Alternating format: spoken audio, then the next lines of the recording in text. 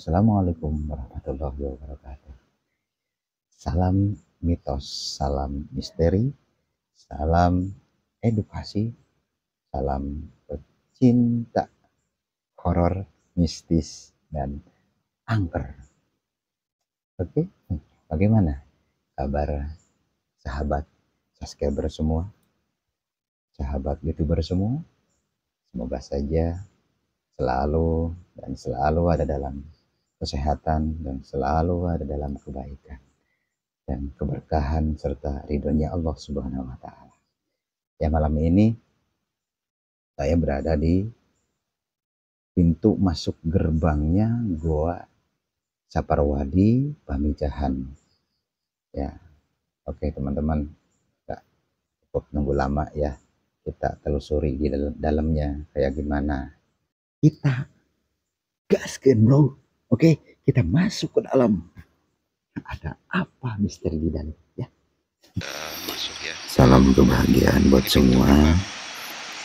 Sebelumnya saya ini sebelum masuk ke goanya Saparwadi, dikarenakan ada adat istiadat yang ada di sekitar gua Saparwadi. Katanya sebelum kita masuk ke goanya kita harus melakukan adzan dulu, baru kita iqomah. Alhamdulillah, sebelum saya mengambil gambar ini, saya melakukan hal tersebut.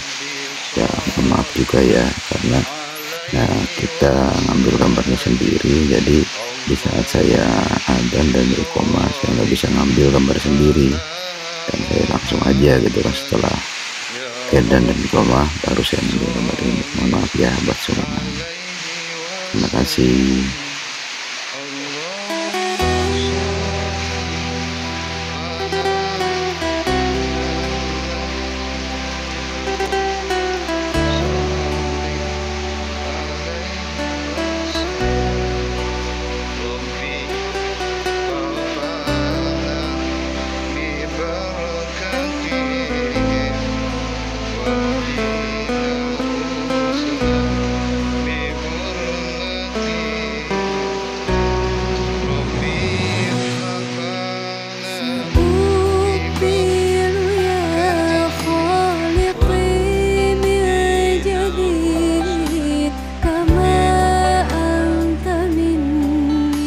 Nah, ini adalah air kejayaan dan sejarah yang saya dapat bahwa di zaman dulu air kejayaan ini dipakai di saat para pejuang kita berperang, katanya mandi dulu di sini. Nah, setelah berjuang mereka juga mandi di sini gitu. Sebelumnya saya minta maaf ya kepada semua peziarah yang suka masuk gua dan masuk ke goanya ini, apa tuh air kejayaan. Tolong ya, untuk yang mandi di situ, siapapun itu, mau perempuan ataupun mau laki-laki yang bertujuan untuk minta barakahnya dari air itu, tetap ya barakahnya dari Allah Subhanahu wa taala melalui air itu. Tolong ya, jangan buang sampah ataupun pakaian dalam ataupun pakaian lah yang dipakai di gua, apalagi di air kejayaan ini, dan jangan dimasukin ke lorong seperti itu ya. Jangan kira kita nggak tahu gitu kan, penjaga gua nggak tahu. Dan malahan saya sempat sih ngobrol sama Bang Andi ya, bahwasannya kata Bang Andi itu sering kali katanya Bang Andi memperingatkan kepada para jamaah bahwa jangan buang pakaian di situ, tapi tetap juga gitu, tetap aja enggak ngegubris bagaimana. Mungkin mereka pikir gitu kan, penjaga gua itu nggak pernah ngontrol ke dalam atau gimana. Padahal ya Bang Andi sering kali gitu kan ngontrol ke dalam, dan kata beliau itu kita bahkan kadang kita ngambil pakaian itu sekitar ada yang 5 karung, ada yang 3 karung kan gitu setiap Bang Andi ngontrol ke dalam. Nah yang saya lakukan ini mungkin untuk memperingan Bang Andi untuk mencari sampah-sampah yang ada di sudut-sudut ataupun yang di lorong-lorong yang gak diketahui gitu kan, yang gak tersisir sama Bang Andi. Makanya saya ini ikut bantu aja kayak gitu. Nah, bantu ngumpulin sampah-sampah yang gak terjangkau kayak gitu ya, yang ngumpet-ngumpet, yang diumpetin masukin ke lorong. Seenggaknya saya bantu mengumpulinnya. Tapi saya agak kesulitan sih kalau saya mau bawa sampah ini keluar karena terlalu banyak sampahnya. Dan sekali lagi ya, untuk para jemaah yang suka berziarah ke Gua Saparwadi ya, tolong ya untuk menjaga kebersihan, untuk menjaga keamanan juga. Jangan sampailah buang sampah di gua gitu kan, untuk kenyamanan jamaah-jamaah yang lain juga, dan supaya untuk menghindari bencana banjir ya gitu. Intinya kita harus menjaga semuanya ya, tolong kerjasamanya bersama. Dan kepada Bang Andi saya juga udah izin mau mengekspor video ini, dan untuk ke Kuncen juga saya udah izin kepada grupnya di sana. Mohon maaf ya Bang Andi, saya nggak bisa bawa ini barangnya, sampahnya saya nggak bawa keluar karena yang itu berat gitu kan, berat bawanya, dan susah juga sih kalau sendiri ya Bang Andi. Terima kasih Bang Andi atas izinnya.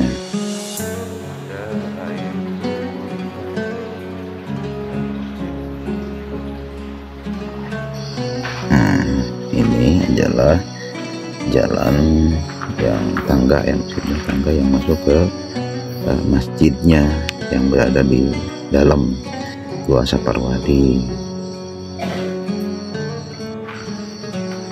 Nah, di Gua Saparwadi ini ada mimbarnya yang dulu katanya untuk berdakwahnya para wali itu di sini katanya gitu. Itu mimbar ini tuh untuk adzan dan iqomah dan berceramah begitu.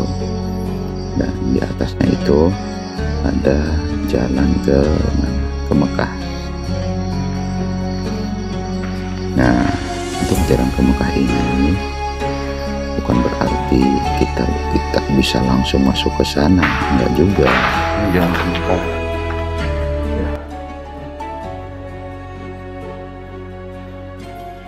kalau sejarah ya, para wali boleh kesini bismillah langsung ke sana. Nah, kita tempatnya bukan wali, makanya jangan macam-macam ya. Makanya dipakai blok besi karena ada orang yang mencoba masuk gitu kan, itu beda lah. Kecuali pangkat kita udah wali baru bismillah udah langsung. Oke, lanjut nih ke kita ke pesantrennya ya. Nah, setelah kita melewati lorong tersebut, kita akan disuguhkan dengan pesantrennya, dan ada beberapa jalan menuju Banten, Cirebon dan sebagainya begitu. Nah, di atas sana sih ada kayak ukiran kaligrafi ya. Bentar lagi ya kita masuk nih, kita masuk sebentar lagi ya. Oke, kita perlihatkan disuguhkan dengan kayak kaligrafi sih di atasnya tuh.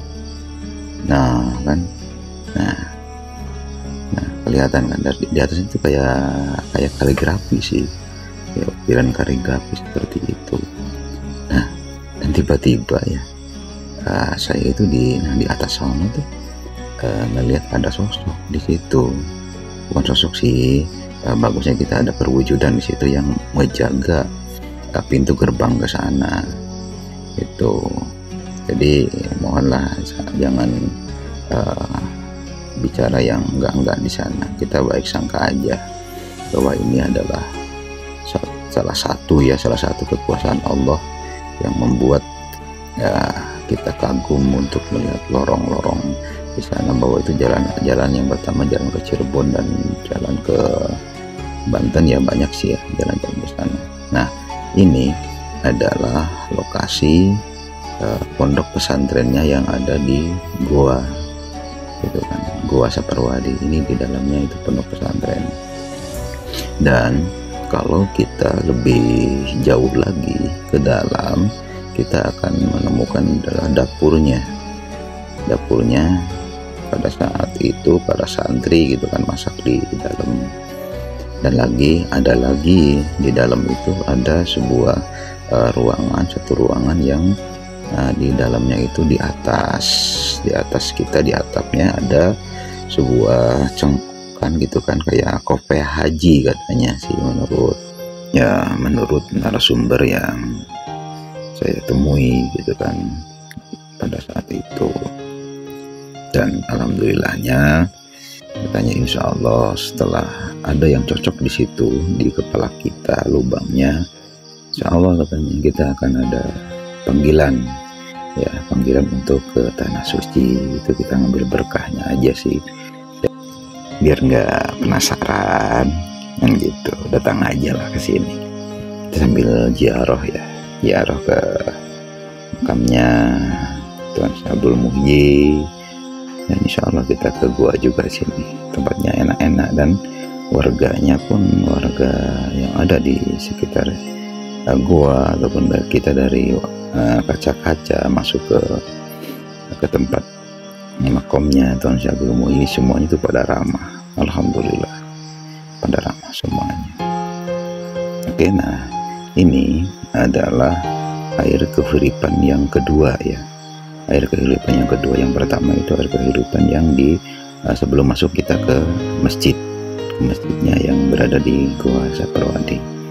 Dan mohon juga ya untuk di sini yang ingin mandi atau buang apa saja jangan buang sampah lah intinya, karena untuk menjaga keseimbangan alamnya juga ya. Pokoknya sekali lagi untuk para peziarah yang masuk ke Goa Saparwadi, tolong ya sampahnya jangan dibuang di gua. Kalau enggak ya bawa aja sih kantong kresek ya dari luar, dan di luar juga disediakan. Nah, disediakan apa? Tong sampahnya. Dan yang ini adalah tempat air jam-jam katanya dulu, dan rasa airnya pun manis ya, agak manis, alhamdulillah manis ya. Nah, dan ini jalan menuju tempat musyawarahnya para wali. Makanya ya untuk para peziarah lah, tolong ya kita ya jangan buang sampah sembarangan. Kita harus menjaga kebersihan, karena untuk menghormati juga kita harus ada adab juga sih ya, ada adab ke alam juga supaya keseimbangan alamnya itu benar-benar terjaga. Dan ini ruangan ini tuh pada saat saya masuk ke sana itu wanginya luar biasa ya, kayak wangi kasturi atau apa sih, saya belum menemukan sih wangian yang sangat harum gitu kan, yang sangat harum sekali di ruangan ini. Dan saya mengingatkan ya kepada peziarah, tolong jangan dinding guanya jangan dicoret-coret ya, jangan dicoret-coret seperti itu. Itu kan ada nama kampung, nama pribadi, tolong ya jangan. Dan saya mohon ya kepada para peziarah, sebelum masuk ke Goa Saparwadi ini, baca tata tertibnya yang ada di samping kanan pintu gerbangnya Goa Saparwadi, pintu masuknya ya, maksudnya pintu masuknya Goa Saparwadi gitu. Dan ini kita mau menuju ke pintu masuknya ya, pintu masuknya. Karena saya pribadi sih nggak sampai nembus ya keluar, saya kembali lagi lah ke mana, ke tempat saya masuk ke situ. Dan saya sekali lagi kepada semua peziarah gitu kan, peziarah yang mau masuk gitu kan ke Gua Saparwadi, tolong baca pedoman ataupun perhatian yang harus kita lakukan di saat kita memasuki Gua Saparwadi ini. Karena Gua Saparwadi ini menurut saya dan menurut warga di situ itu benar-benar gua yang sangat spesial dan gitu, salah satu kekuasaan Allah yang terlihat. Dan sekali lagi saya mohon kepada peziarah dan yang suka wisata malam, tolong jaga kebersihan dan jaga tata tertibnya, karena coba lihat aja begitu indahnya kekuasaan Allah ya. Tolong dijaga untuk keseimbangan alam dan adabnya pun harus dijaga.